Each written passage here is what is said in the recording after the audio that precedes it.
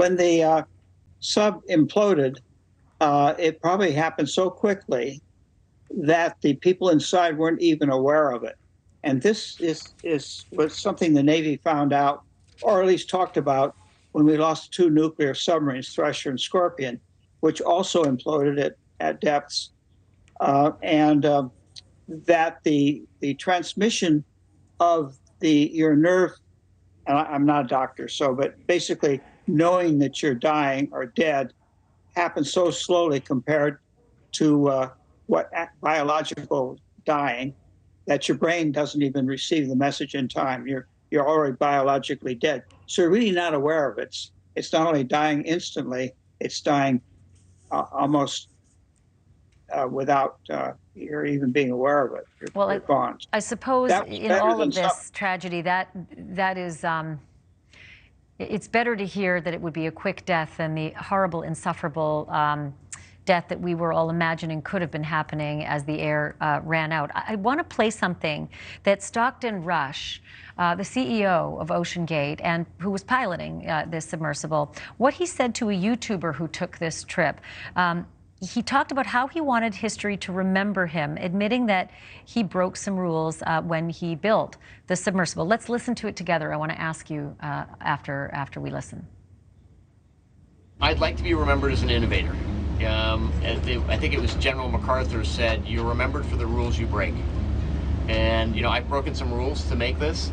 I think I've broken them with logic and good engineering behind me. The carbon fiber and titanium, there's a rule you don't do that. Well, I did. It's picking the rules that you break that are the ones that will add value to others and add value to society. And that really, to me, is about innovation. It's not invention. Innovation is when you take an invention and you make it, accepted broadly. And maybe think of ocean exploration the way everybody thinks of space exploration. Because this is where we're going to find the strange new life forms.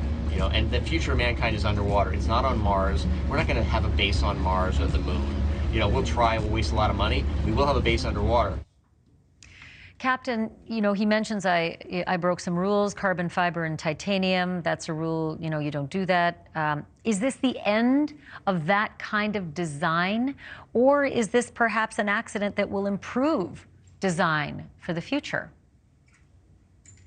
Well, in my view, it's probably the end of that direction using that kind of material and that kind of process to build a pressure hull. It's been tried over the years. There have been several instances where unmanned deep water devices have been fabricated out of the wound filament or fibers. And there is even the British company Slingsby in 1978, I believe, built a fairly shallow depth manned submersible out of a fiber type hull structure. Probably not the same, because I think what OceanGate used was a very strong, probably carbon fiber material, because they were working with Boeing. And of course, every time you fly in a 787, you're in an airplane that's made out of these kinds of fibers. So I think I think it's a line of evolution that's not worth pursuing. That's not to say you might not try it. There's a lot of engineers doing it. Our big objection, I've talked about it with you before, is not that he was doing experimental stuff, but that he was taking members of the public on an experimental device.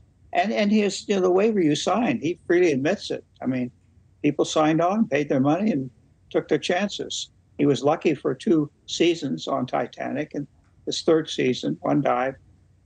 Not lucky. Yeah, I think there were something like 46 or 49, successful missions in the last 2 years, or at least in the data, 2021 and 2022. Thank you for watching. Go to newsnationnow.com to find NewsNation on your television provider. And don't forget to click the red subscribe button below to get more of NewsNation's fact-driven, unbiased coverage.